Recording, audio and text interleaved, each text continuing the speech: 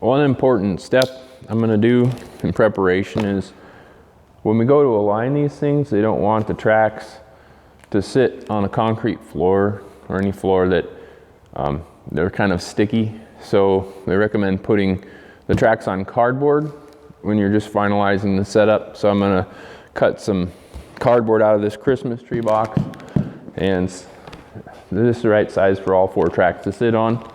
And that way, as I make my adjustments, the cardboard will allow the tracks to float on the concrete and won't just stick, and your alignment will be better that way.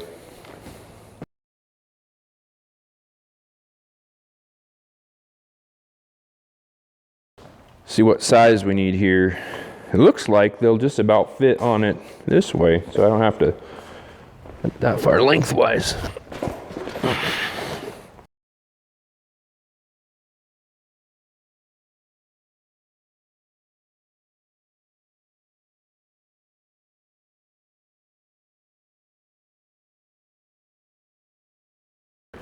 There are cardboard pieces, all ready to go. Nice. Set those off to the side now and continue with getting these tracks all bolted on. I have the camera set up now, and you have a nice view of my backside. So we'll go ahead and get this rear end lifted up.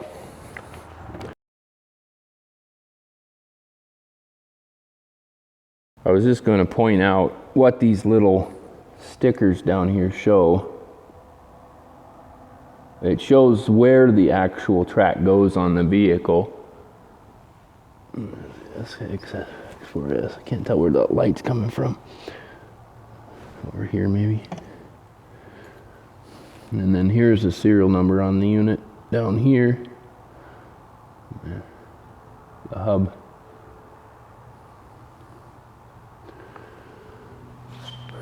Each of these has one of those little stickers on it. Better light here. Shows where it goes in relation to the vehicle.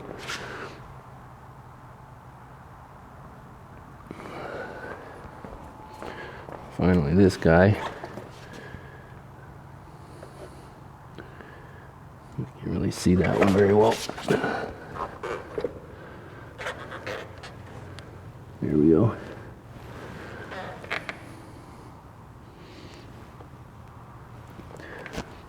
Sorry about the light not being very good right on that last one.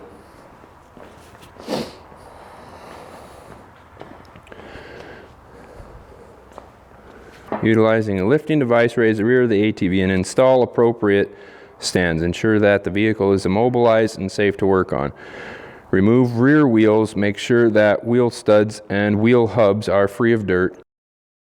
And those are probably metric 17 maybe. I'm going to use a 17. See, I'm going to use my 1/2-inch driver though. 17 1/2-inch driver. Do I have a 17 1/2-inch driver? Huh? Not in this kit, huh?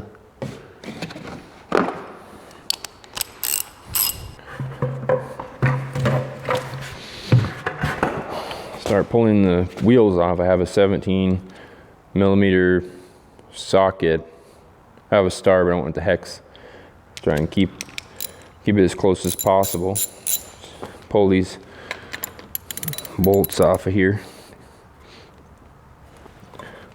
And grab an extension so I don't rack my knuckles on that.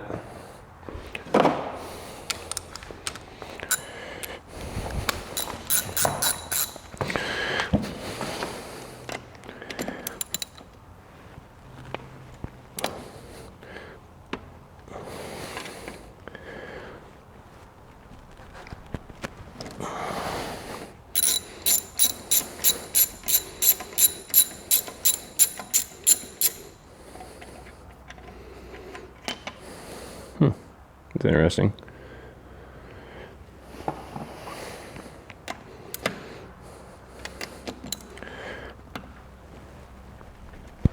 Ooh.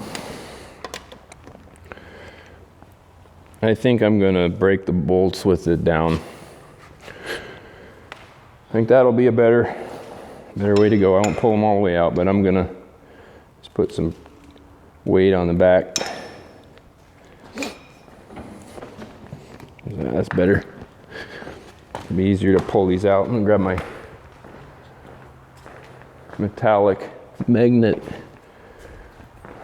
cup here for these parts.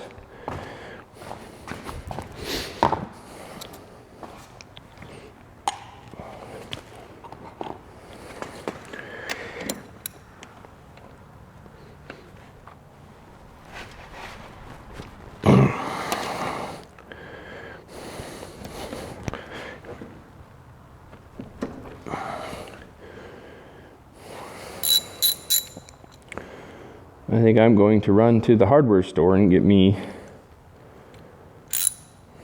I could do it, I just don't want to. I'm going to be taking these on and off, so I'm going to get a bigger wrench at the hardware store, because none of my 1/2-inch drive sockets go to 17. I made it to the store, and now I have my socket wrench that's big enough. So I'm going to loosen all of these lug nuts. Nice.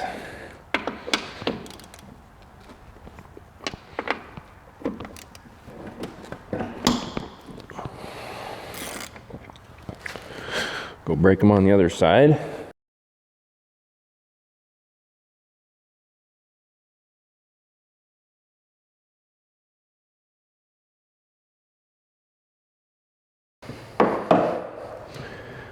Pull the first tire off.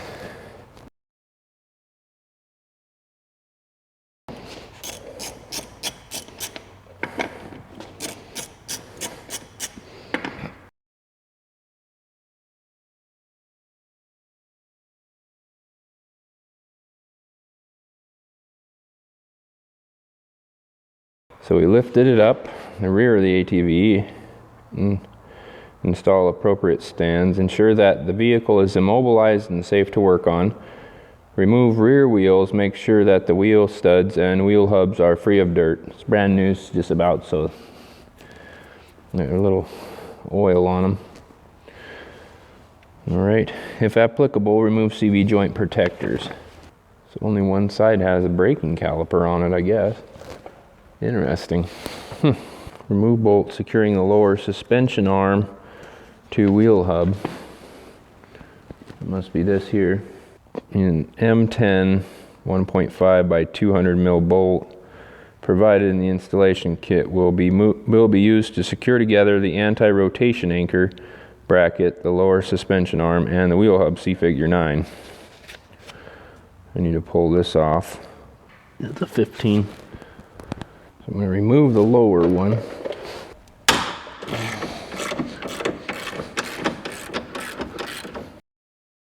Remove bolt securing the lower suspension arm to wheel. A new M10 bolt to provide an install kit will be used to secure together the anti-rotation anchor bracket.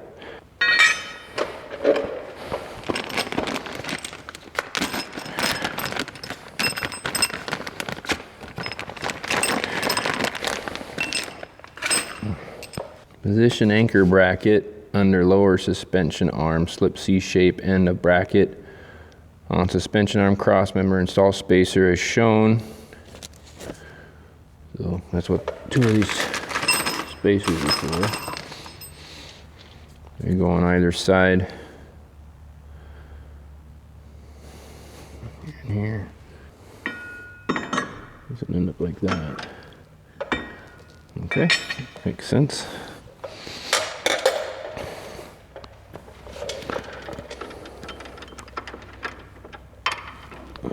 That came out a lot easier than I thought it would. All right.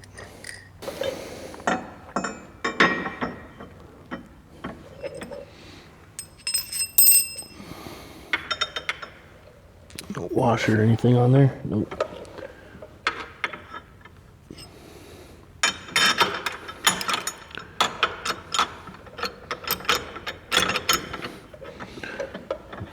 My arrow is pointed to the front of the bike here. To slip this back up. There we are. Then this spacer will go in on this side.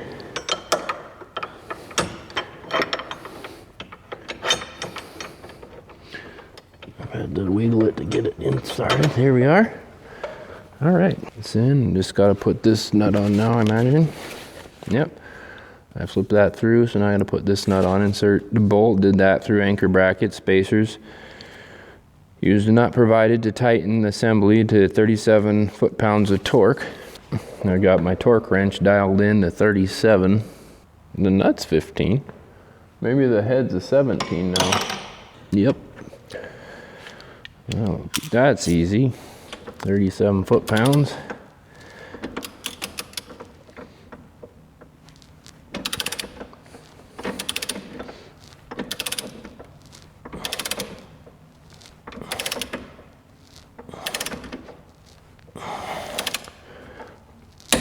There it is. Let's go ahead and do the same thing on the other side. This one has a brake caliper on it. So this might be a little more challenging because there's more stuff in the way. My bolt and my spacers and my nut. Get the plate here.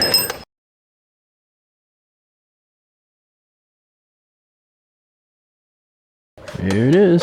Get the dial-lock started here. So this is the anchor bracket here.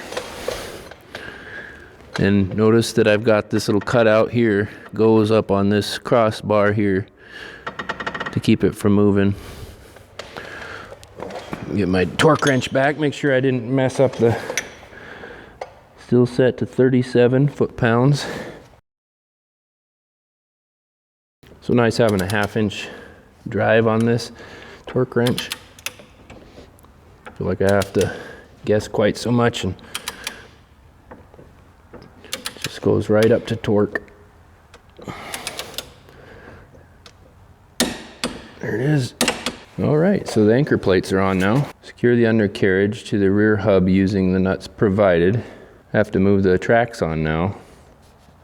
Attach the stabilizer rod to the anchor bracket using bolt C, spacer bushing D, flat washer, and nut torque to 52 foot-pounds. And then make sure that the parts are assembled in the correct order. So it looks like it goes bolt, anchor bracket, spacer, then the little, what would that even be? Swivel, the little swivel inside of that, and then the spacer, washer, and then the nut. Looks like it faces backward. Yep, that's what it looks like over there. And I gotta pull those off then. The nuts are over here on the, how will I? That's gonna be hard to take. I guess I'll take a view from the back again. And then we'll just mount, inside of the hub, we'll mount these guys. So this is gonna be interesting, seeing if I can get the height right. Get my undercarriage into place here. Here is the bolt. That's pretty tight. I'm gonna have to pull that off. So that's a 17 and this is a 15 then. Again, just like the long bolt was. Come off that other way. Other off.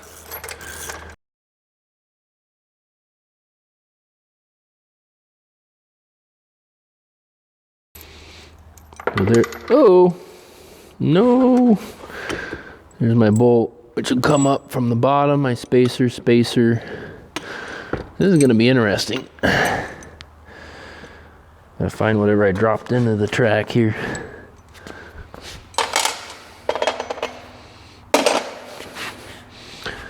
Where'd that little bugger go? Just sit it down. There it is. Little flat washer. I'm gonna go ahead and put this guy too high. Well, I'm way too high. It says Polaris model, possibility of incompatibility between differential ratios. Before the installation on vehicle, it is mandatory to validate the front and rear ratios of the track system. Refer to documents included to validate the compatibility with your vehicle. I think that's what we were talking about. I'm assuming that the dealer, I was very clear with the dealer what model it was, so we'll assume that's correct. This is rather challenging because I've got to get the bolt pattern lined up, but this front drive sprocket is right in the way. Just lay down and kind of just lift it. There we go. Oh, there it is. There she be. So to use the bolts provided, you sure you're not supposed to just put the lug nuts back on?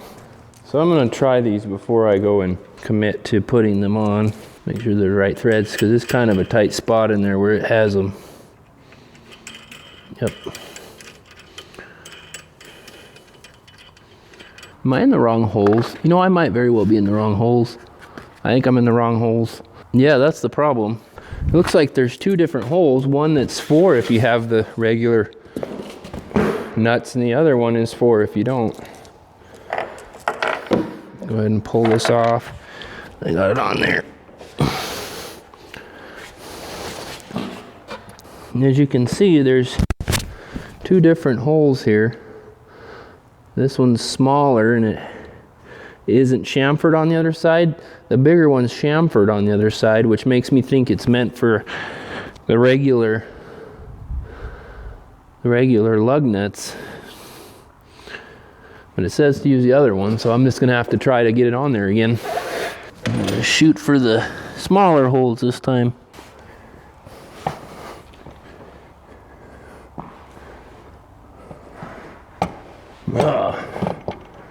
There we go. There it is.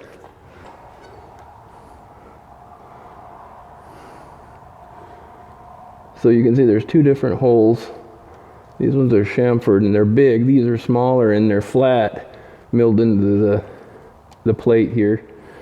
So those are the ones we want with the nuts that were provided.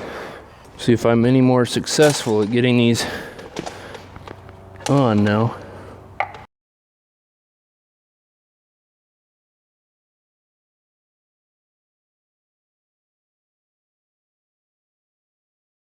Use the torque specified by the ATV manufacturer when tightening wheel nuts. Wheel nut torque specification Polaris Sportsman 850. So I'll do 45 foot-pounds because these are steel. Aluminum are 75. 15. I think that's the only way I'm getting in there is with that shorty.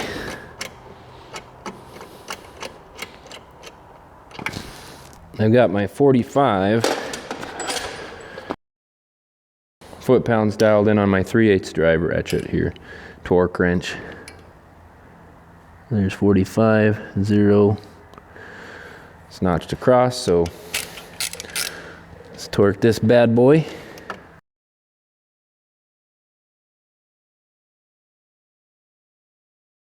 I'm gonna go grab a little longer extension.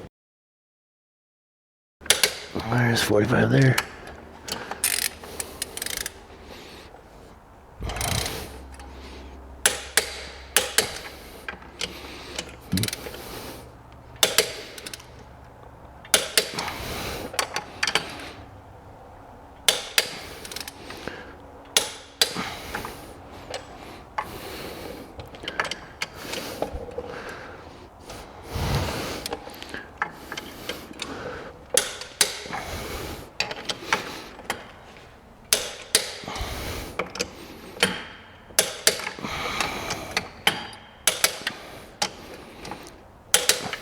Yeah, that's 17, I guess.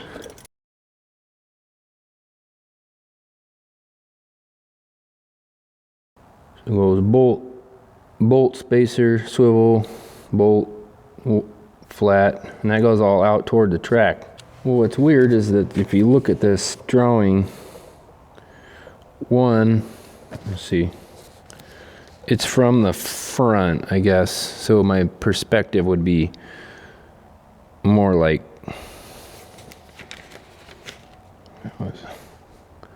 I'm looking at it from underneath, right? And I'm not looking at it underneath.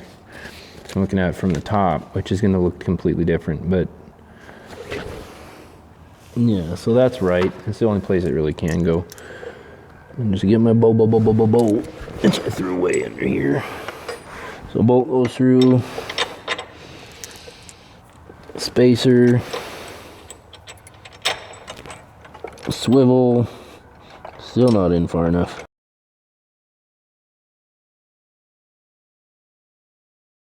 So bolt, spacer, swivel, spacer, flat washer. Did I get the flat washer on there? No, I didn't, did I? I need to get the flat washer. It's easy enough because I'm just gonna back it off.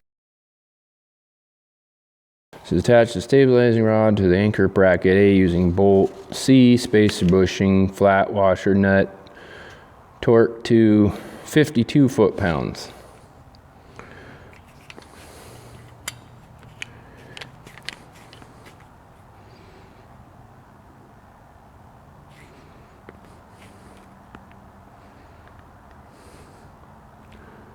Just above 50, 52.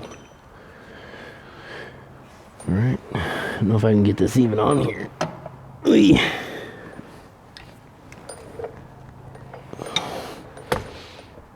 That's funny. Oh, I can like, no.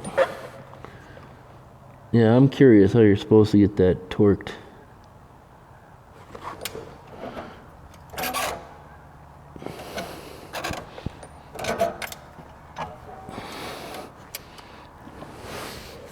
What is that supposed to look?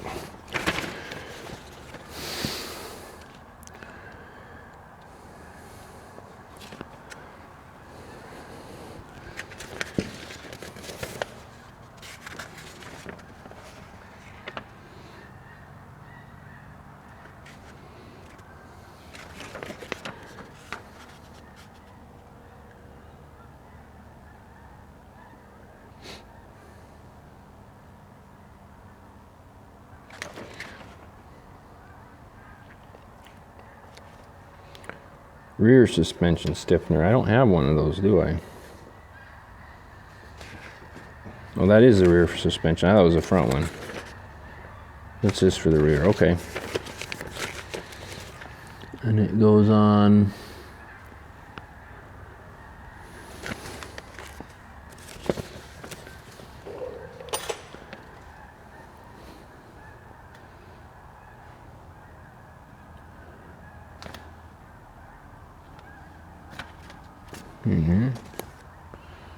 We'll find out, I guess.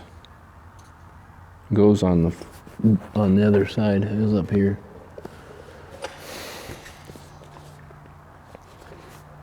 These nuts, these are loose, so I'm suspecting I'll have to do with when I'm adjusting them later. But if you're ever putting yours together, be sure that you don't just leave these loose.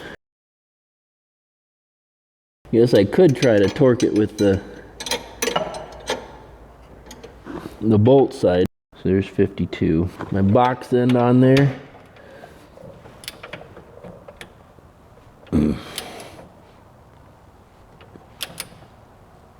Okay. Getting close. There we are. Good. And then we'll repeat on the other side.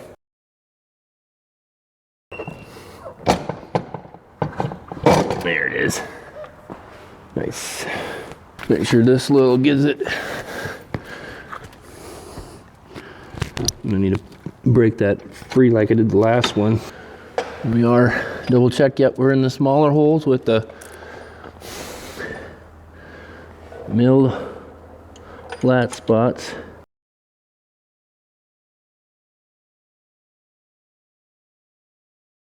Drive clutch retaining bolt is left-hand thread. Nice to know. In case I'm never down here, it gets all dirty. There we go. I know it. The drive clutch retaining bolt is left-hand thread. Oh, and there's a little QR code there. Nice.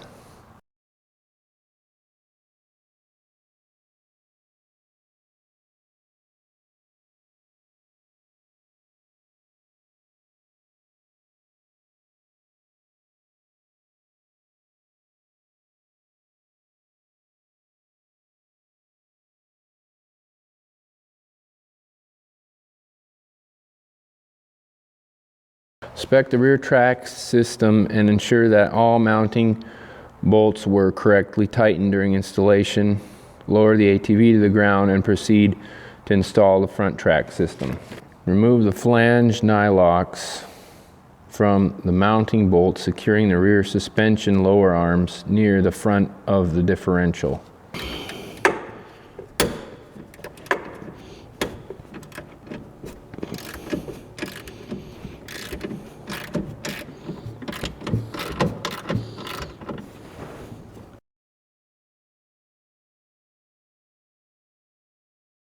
Insert the suspension stiffener plate on the lower A-arm mount bolt. Secure the stiffener plate using the nylon nuts provided. Tighten nuts to 37 foot-pound. I just want to test fit this stiffener here because I'm concerned about that brake line running through there.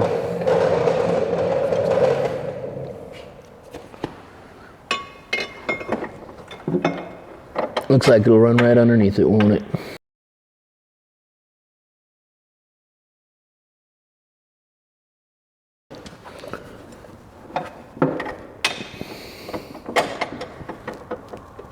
There it is. Yeah, and that line's plenty low. It fits right around the differential housing, looks like.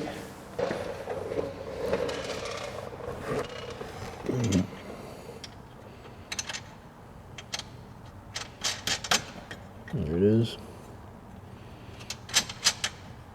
Tighten the nuts to 37 foot-pounds. Grab my 3/8 torque wrench. 5 and 2, 37. Oh, those are 17s. Grab my 17 shorty here, 3/8.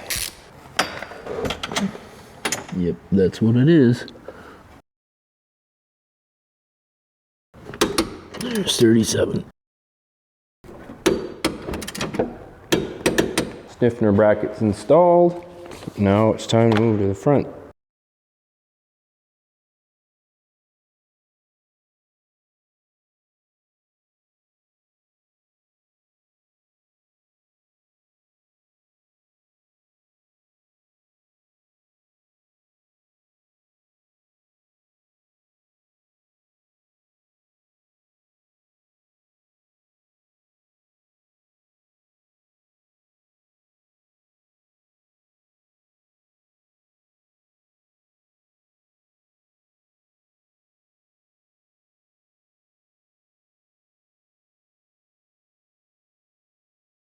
Using a lifting device, raise the front of the ATV and install appropriate stands.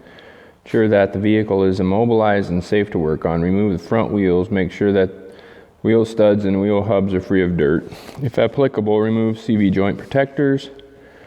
Remove the bolt washer and bushings from the front stabilizing rod and insert the bolt in the front anchor shown in figure 18. It is not possible to insert this bolt once the bracket is attached to the suspension arm. Before the first utilization of vehicle, it is mandatory to make correctly the pre-use adjustments required. Refer to the adjustment recommendation document. 17 and a 15. Pull that guy off.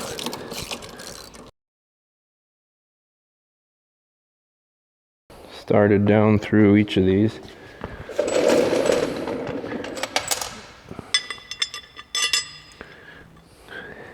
Left, so left will be over here, and the right one will be on this side.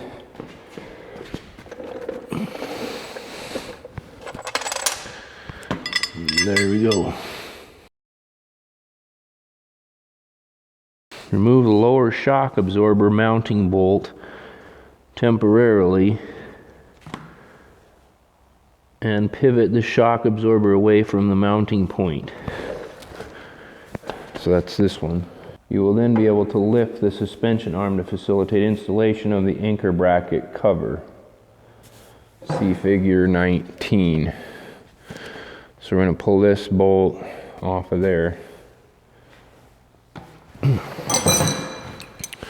need the 15 socket again.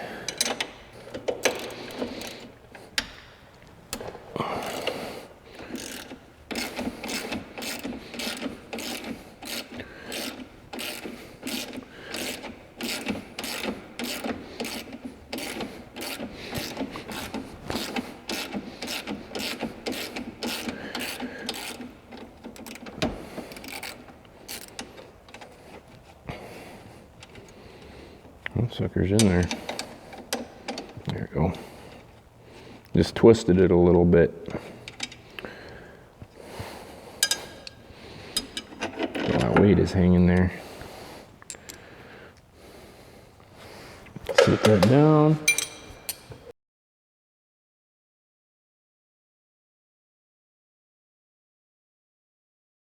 It says reassemble shock absorber and mounting bolt after installation of the anchor. So don't leave this like this. You got to put it back in. That is logical. Position the bottom part of the anchor bracket underneath the lower suspension arm. Position the top part over the suspension arm so the tenon splits in the mortise cuts in the bottom part. Insert the M10/55 mil bolt through the top and secure the two parts together with the nut provided. Tighten assembly to 37 foot-pounds. Refer to figure 20. So that'll go like that.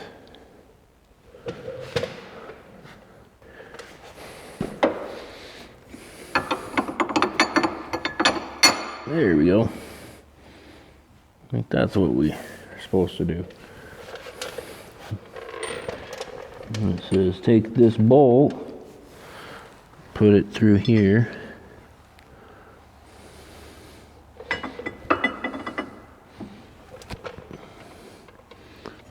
There's a little tenon-y thing. This bolt in here. Oh, so that bolt back in. Lift this guy back up.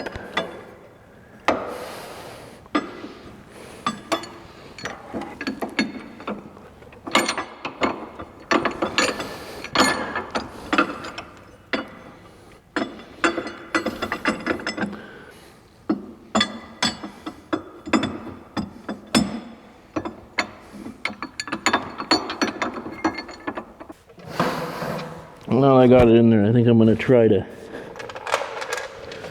put this back in so it's not just sitting on that CV joint.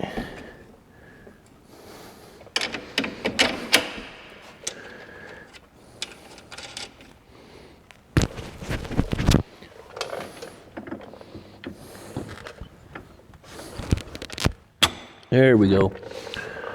That was fun. Certain is this is going to mark the heck out of this up.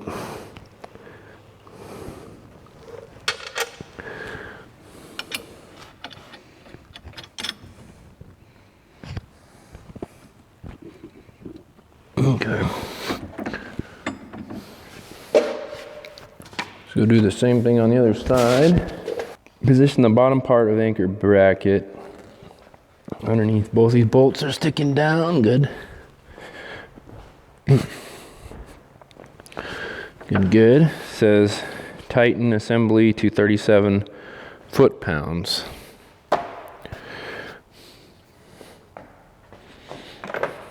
Set to 37. Yep.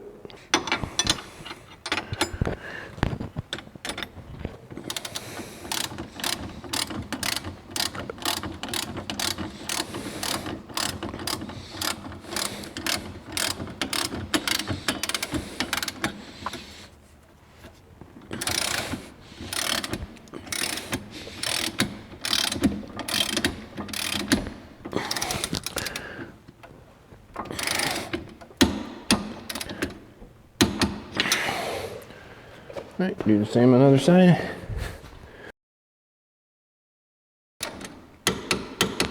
Good.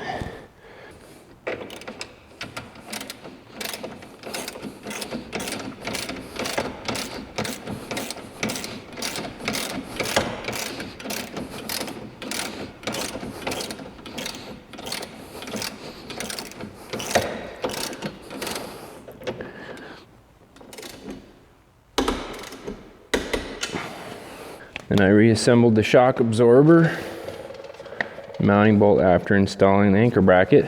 The anchor bracket's on. Bolts through. So I need to put the undercarriage on now. Using the nuts provided, secure the undercarriage to front wheel hubs.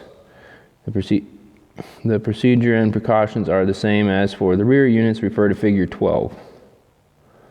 Which was the one we already looked at in the earlier part on the back. So, stabilizing arms on 2015 and later front track systems have an integrated steering limiter holding plate. It is not necessary to install the holding plates provided in the installation kit.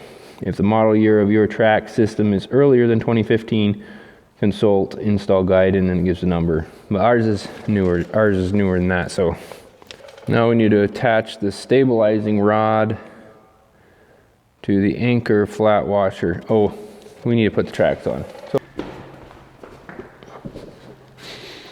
the feeling we're gonna need to come down quite a bit. Try to turn it a little straighter. It's kind of cocked off to one side. Gotta come up a little bit. There it is. There it is.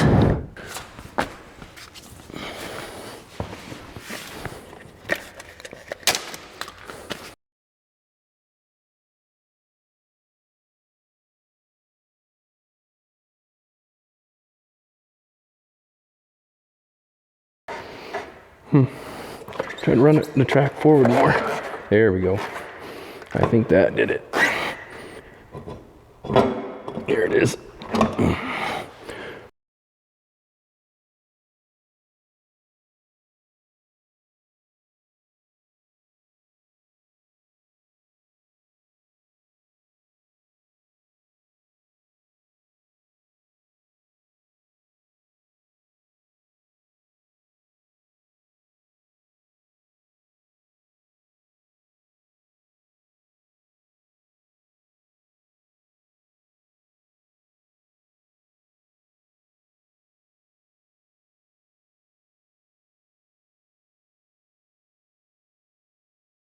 This is gonna be interesting. I want to see where they kind of sit. Should be right flat on the bogies, I would think. This is where I need to get the cardboard out.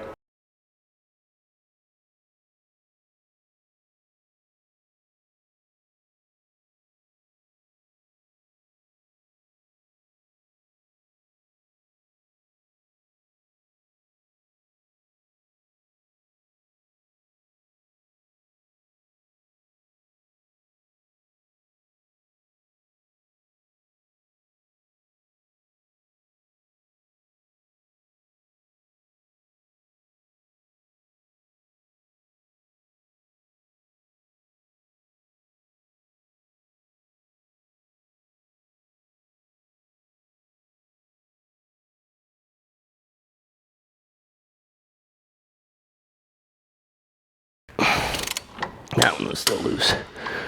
Good, I finally got it.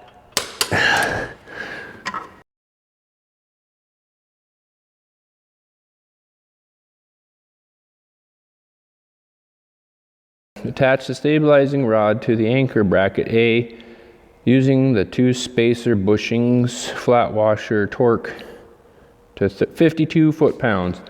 Ensure that parts are assembled in the correct order.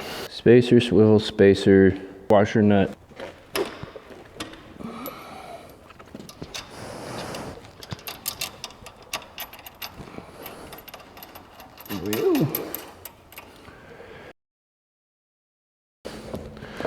Not sure that's what we want, but there we go. Nice.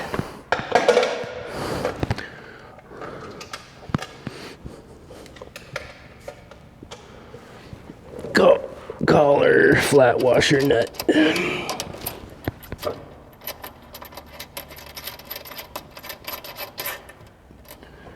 Those are 52 foot-pounds.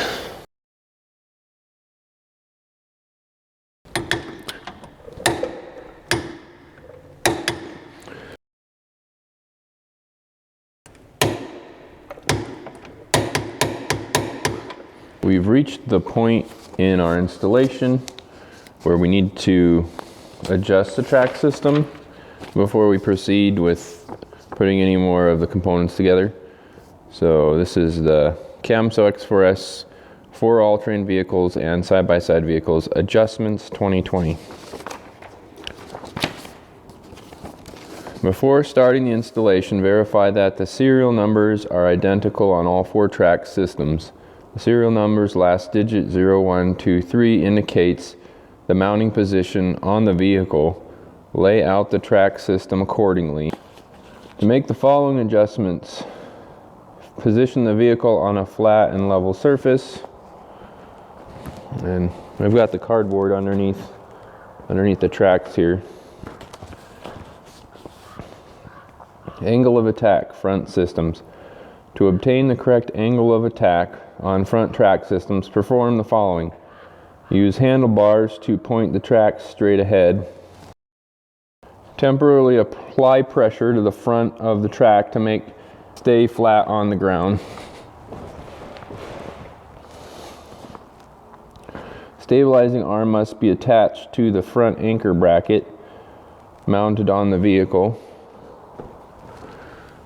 So we got both of those on. Position a flat bar on top of rear wheels on front track system and measure from the ground up to flat bar as shown in figure 4. So here we're supposed to put a flat bar or stick or something across on the rear wheel and then measure 10 5/8 inches plus or minus 3/8 inches from the bottom of the stick to the floor. Measuring to the bottom of the stick, I'm about 10 1/4 inches. Let me push down on it a little bit. About 10 1/4. So what I need to do is to tighten this adjustment inside of the track now to get the back end to come up more.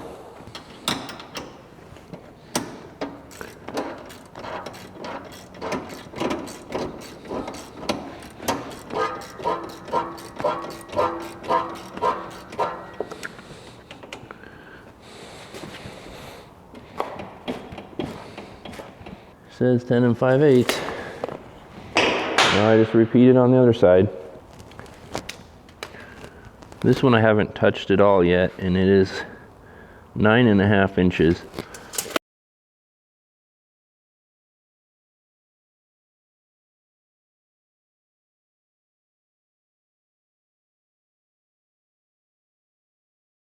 There we go. That's much closer to 10 5/8. Yep. That should do it. Next step, loosen the jam nut. We already did that. Adjust the length of the rod end by rotating the steering limiter support plate. Once angle of attack on front system is set, verify once again to confirm the adjustment.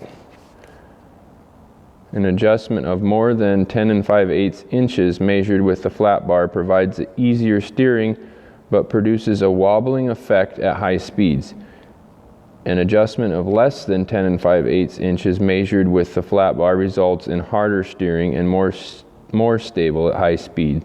When angle of attack is correctly set, tighten the jam nut against the stabilizing arm to 30 foot-pounds of torque.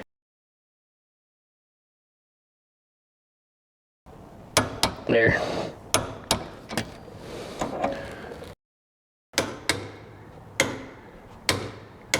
All right, so we tightened this jam nut to 30 foot-pounds of torque, and then follow the recommended torque when tightening the jam nut. Over tightening the nut might damage the rod end, which we don't want. Once the angle of attack on the front systems is set, verify once again to confirm the adjustment. We did that.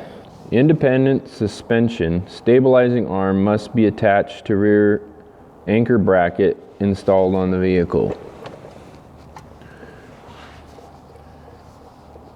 actual rear anchor bracket mount on vehicle may differ from the one in the installation. Loosen anti-rotation bracket bolts to allow the anti-rotation retainer to rotate on its axis. This is already loose. I verified that before. That's what it just did. Loosen jam nut, turn stabilizing arm to adjust the length of the rod end so that the rubber cone applies light pressure on anti-rotation retainer. Retighten the jam nut to 30 foot-pounds. Huh.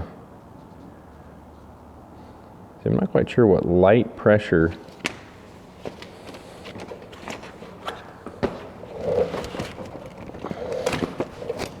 Light pressure. Right now I can't move it at all, so is that too tight?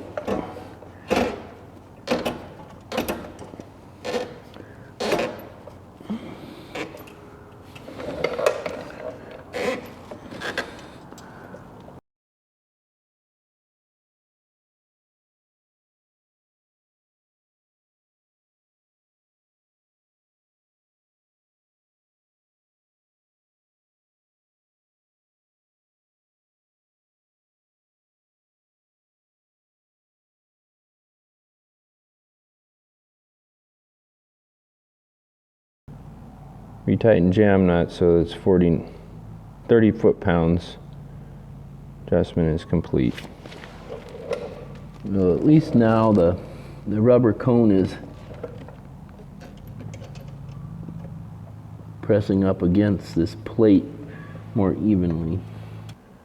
So it says that these Plate should be facing up.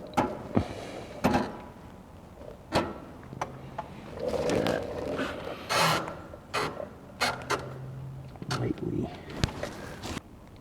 found a 19 millimeters, So I don't have to use that crescent wrench anymore.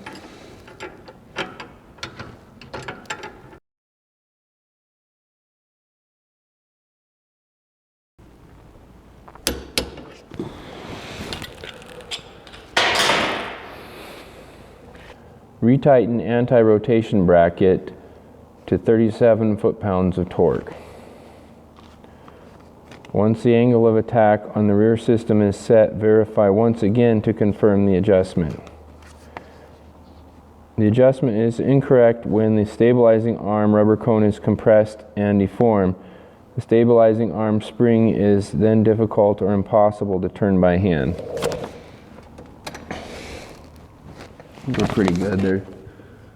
They're not that tight. I can still move them by hand. The nice thing is that they're no longer uneven. Before they were. The spring was in so tight that they weren't even pressing on this side here. So I wonder how far in I got how many threads I have. 1 1/8 inches. Yeah, about 1 1/8 inches on both sides past the jam nut. Don't know if that's right or not, but Why did it say set the angle of attack? I didn't tell you how to set the angle of attack. Huh.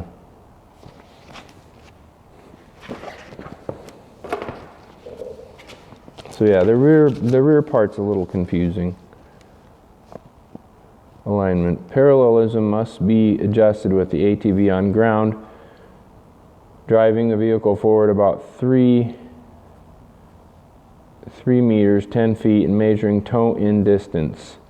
Every time the measurement has to be taken, drive in reverse, then drive forward again about 3 meters, 10 feet.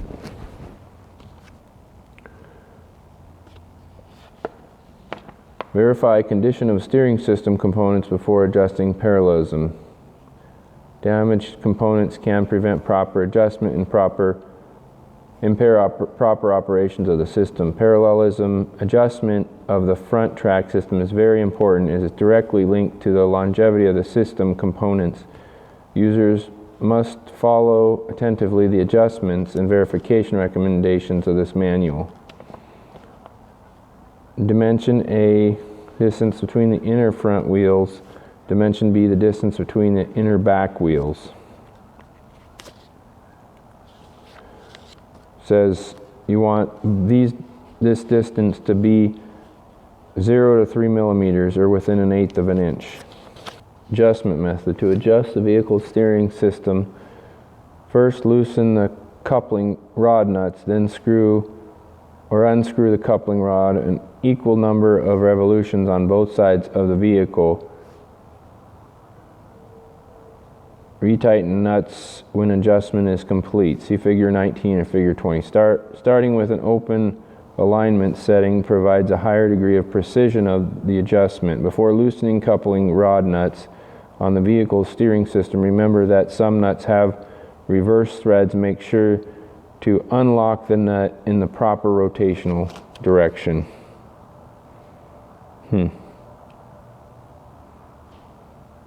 Once parallelism of front system is set, verify once more to confirm adjustment setting.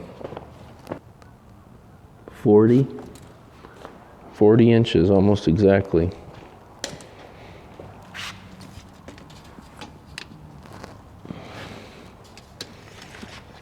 Let me just go 54 1/8.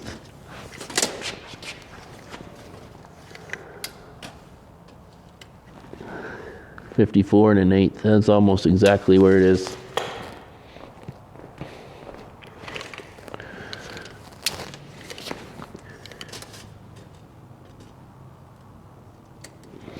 $53.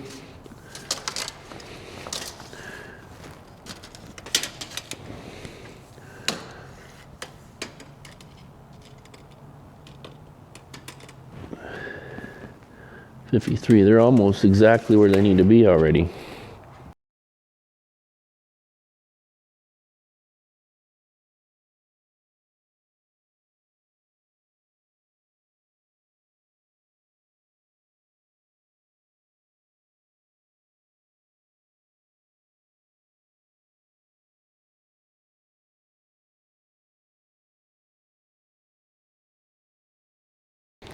They're both 39.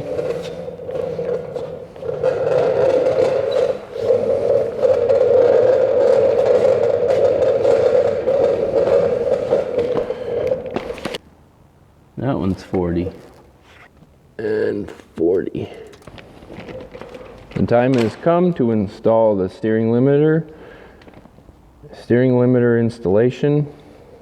Assemble steering limiter cables, aluminum mounting discs, and step spacers together. See figure 25. Apply grease evenly around step spacer bushing and in hole of aluminum disc when assembling these particular parts together. Apply grease evenly around step spacer bushing and in hole of aluminum disc.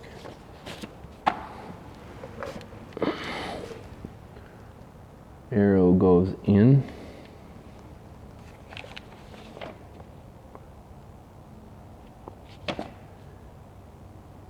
Grease.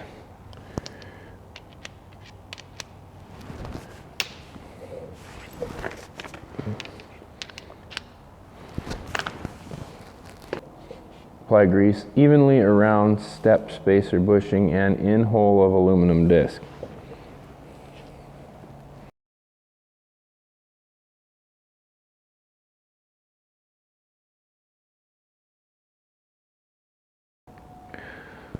Ought to be gooey enough.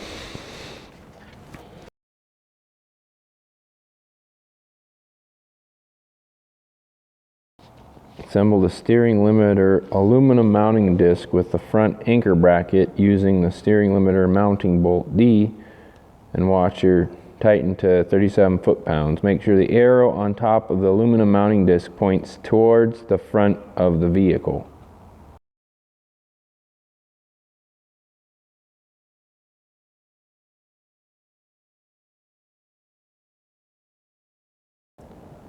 Assemble the steering limiter aluminum mounting disc with the front anchor bracket using the steering limiter mounting bolt, washer, and nut.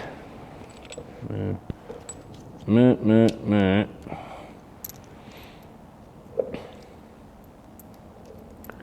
Looks like it goes in this hole right there.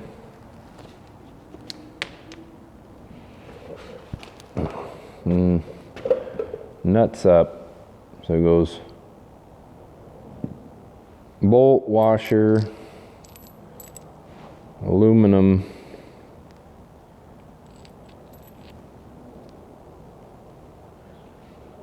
bushing,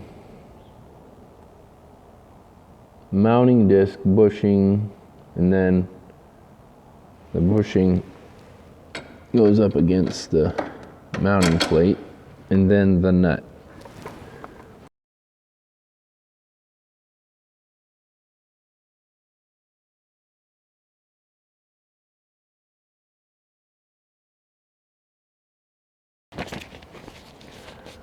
Now I finally got them on right, hopefully I can go to the next step, which is assemble the steering limiter aluminum mounting disc to the front. I did that. I can tighten them to 37 foot-pounds.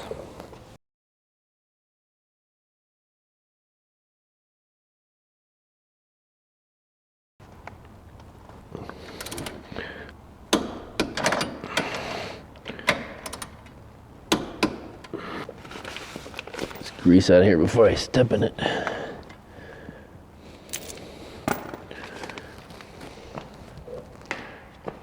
That was great. This is why I don't get to use grease.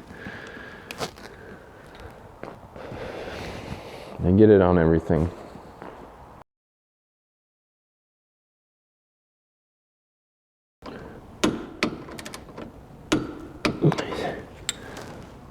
Okay.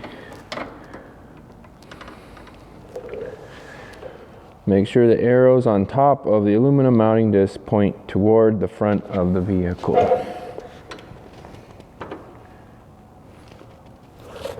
Top, you can't really see them anymore. Spin them. Yeah, so if they're, yeah, they do.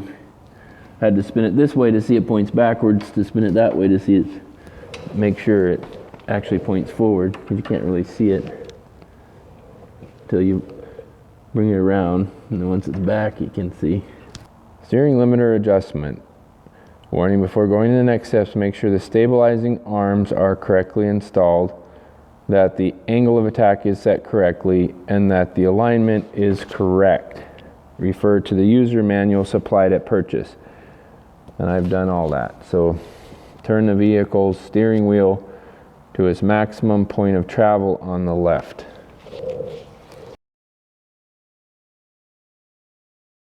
While maintaining pressure on the steering wheel, turn threaded rod to adjust the length of the cable so that the center of the cable end hole is located a 1/2 inch to 3/4 inch short of the center of the mounting hole on the support plate H.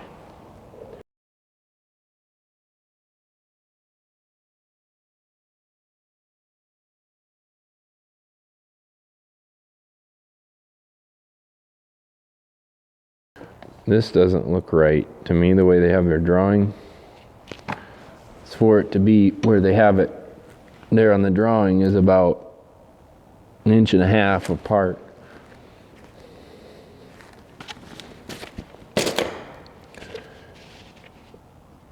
Reverse steering wheel a little to be able to bolt the support plate and cable together.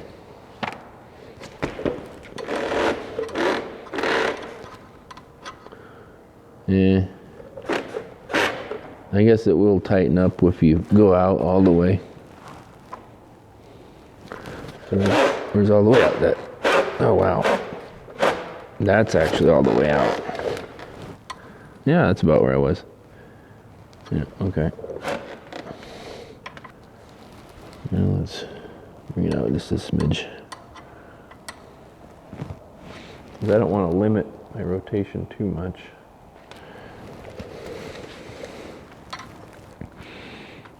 Yeah, that's about where it is.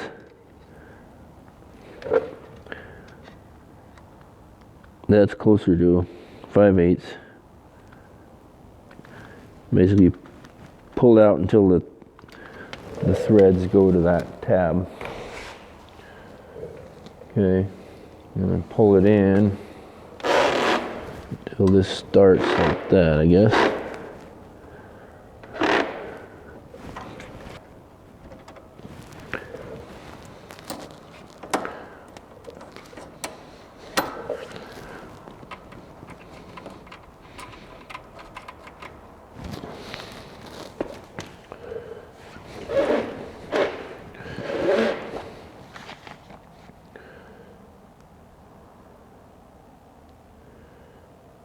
Says reverse steering wheel a little to be able to bolt to get support plate and cable together.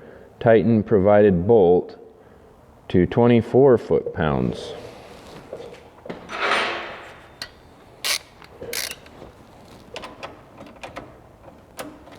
$17 again.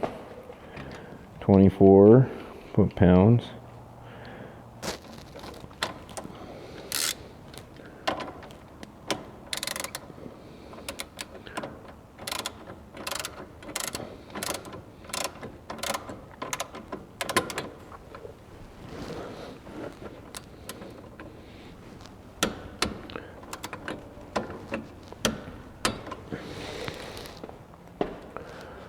All right, repeat the steps for the right side.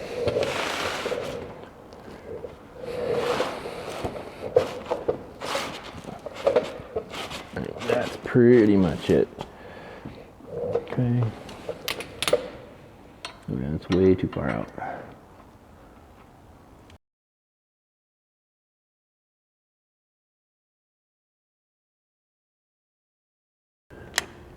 Right about 5/8.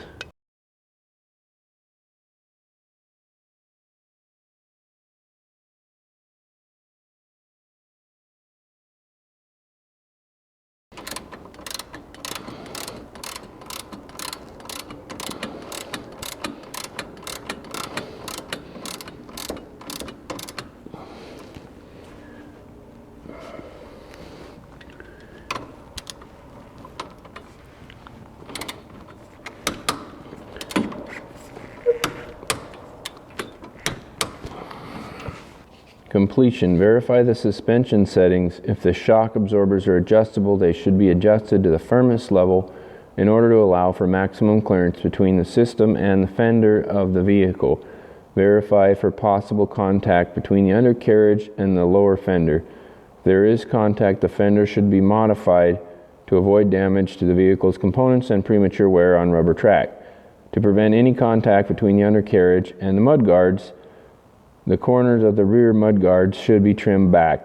This will help avoid damage to the ATV and premature wear on the rubber tracks.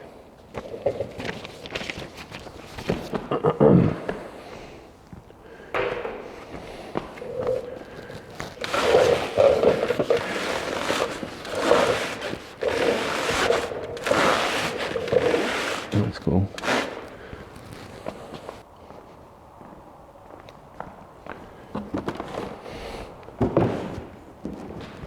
Let's see how she runs.